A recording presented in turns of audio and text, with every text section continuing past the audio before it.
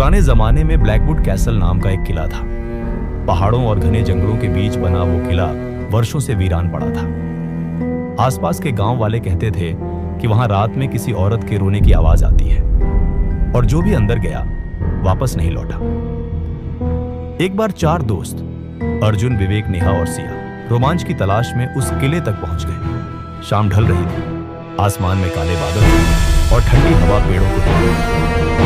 यार, जगह सच में डरावनी है, नेहा ने कांपती आवाज में कहा। अर्जुन हंस पड़ा। भूत कुछ नहीं हुआ। उन्होंने भारी लोहे का दरवाजा धक्का देकर दरवाजा क्रीली की आवाज के साथ खुला और अंदर से सड़ी हुई गंध।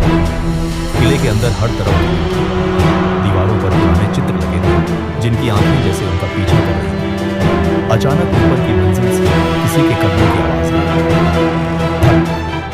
थक थक थक। चारों एक दूसरे को देखते, कोई है ऊपर? विवेक फुसफुसा। फिर धीरे-धीरे सीढ़ियां चढ़ने लगी। ऊपर पहुंचते ही उन्हें एक लंबा गलियारा दिखा जिसके आखिर में एक कमरा हल्की लाल रोशनी से चमक रहा था। जैसे ही वे कमरे के पास पहुंचे, दरवाजा अपने आप खुल गया। अंदर एक पुरानी कुर्सी थी और उस पर सफेद कपड़ों में बैठी एक औरत।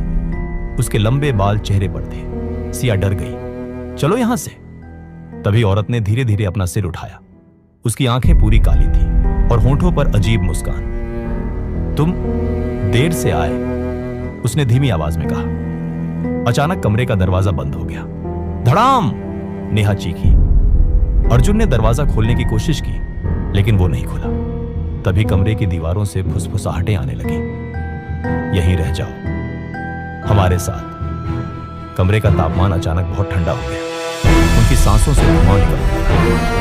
विवेक ने मोबाइल की टॉर्च चलाई लेकिन रोशनी में जो दिखा उससे उसके हाथ कांप गए। कमरे की दीवारों पर खून से लिखा और उनमें एक नाम अभी अभी उभर रहा था, अर्जुन। ये कैसे हो सकता है? अर्जुन पीछे हट गया। तभी सफेद कपड़ों वाली औरत कुर्सी से उठी लेकिन उसके पैर जमीन पर थे। वो हवा में तैर गई। धीरे धीरे वो बढ़ने लगी। सिया रोने लगी। हमें जाने दो। औरत अचानक गायब हो गई। पूरा कमरा शांत हो गया। कुछ सेकंड बाद अर्जुन ने महसूस किया कि कोई उसके पीछे है। उसने धीरे धीरे पीछे देखा। वही औरत उसके बिल्कुल पास थी। उसका चेहरा अब इंसानी नहीं था। त्वचा जली हुई, आंखों से काला खून बह रहा था और मुंह असामान्य रूप से बढ़ा। और फिर उसने अर्जुन की गर्दन पकड़ ली। अर्जुन की चीख पूरे किले में गूंज उठी। बाकी तीनों किसी तरह दरवाजा तोड़कर भागे। वे सीढ़ियां उतरते हुए बाहर की ओर दौड़े। पीछे से उन्हें अर्जुन की दर्दनाक चीखें सुनाई देती रही। जैसे ही वे किले से बाहर निकले, दरवाजा अपने आप बंद हो गया।